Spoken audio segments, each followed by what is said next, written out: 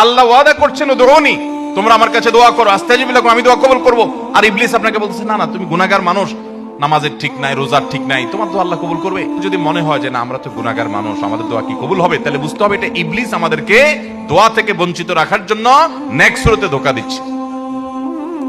মনে হচ্ছে আমরা বিনয়ী হচ্ছি, তাই না, যে আমি নিজেকে ছোট মনে করছি, আরে আমি গুনাহগার, আমার কি দোয়া কবুল হবে? এটা নেক্সট সুরতে দোয়া, ধোঁকা।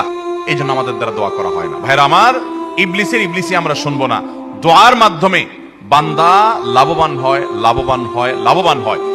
বান্দা যদি দোয়া করে সেটা 3 ভাবে কবুল হয়। কয় ভাবে কবুল হয়? 3 ভাবে। দোয়া যদি শর্ত পূরণ করে আপনি করতে পারেন, মিস হবে না। হালাল উপার্জনকারী দোয়া কবুল হয়। হারাম দিয়া দেহ গঠন হলে দোয়া কবুল হয় না। দোয়া কবুলের মূল শর্তই সেটা। এরপর দোয়া কবুলের শর্ত হলো যে সালাত সালাম পেশ করবেন নবী করিম সাল্লাল্লাহু আলাইহি ওয়াসাল্লামের প্রতি, আল্লাহর প্রশংসা নিবেদন করবেন। এর মাধ্যমে দোয়া করলে দোয়া কবুল হবে। ভাইরা আমার, আপনি যদি দোয়া করেন, নাম্বার 1, যা চাইছেন আল্লাহ তা আপনাকে দিবেন। এটা হলো দোয়া কবুলের একটা পদ্ধতি। চাইছেন একটা, আল্লাহ দিয়েছেন আরেকটা, সেটাও দোয়া কবুলের পদ্ধতি।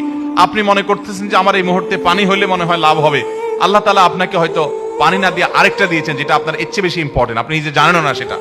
তো দোয়াটা সেভাবেও কবুল হয় যে আমি যা চাইছি তা হয় নাই, কিন্তু অন্য কিছু হয়েছে যা আমি চাই নাই। এটা দোয়ার মাধ্যমে হয়।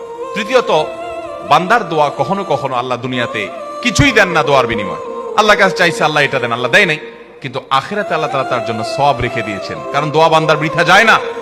কোন কোন হাদিস থেকে আমরা জানি কিয়ামতের ময়দানে মানুষ কিছু সওয়াব দেখে বলবে, এই আমলগুলো তো আমি করি না, এগুলো সওয়াব কোথা থেকে আসলো? তখন বলা হবে, দুনিয়াতে তুমি যে দোয়া করছিলা সেই দোয়াটা আল্লাহ তাআলা দুনিয়াতে তোমার মঞ্জুর করে নাই, ওটা জমা করে রেখে আখিরাতে তোমাকে সওয়াব দিয়েছেন। তখন সে বলবে, ইস, আমার দুনিয়ার সব দোয়া যদি না মঞ্জুর হয়ে সবগুলোর বিনিময় যদি আখিরাতে অনন্তকালের জন্য পেয়ে যেতাম, কতই না ভালো হতো। দুনিয়ার জীবন তো সংক্ষিপ্ত ছিল, এখানে তো অনন্ত অসীম কাল ভোগ করবো। অতএব দোয়া করবো তো ইনশাআল্লাহ।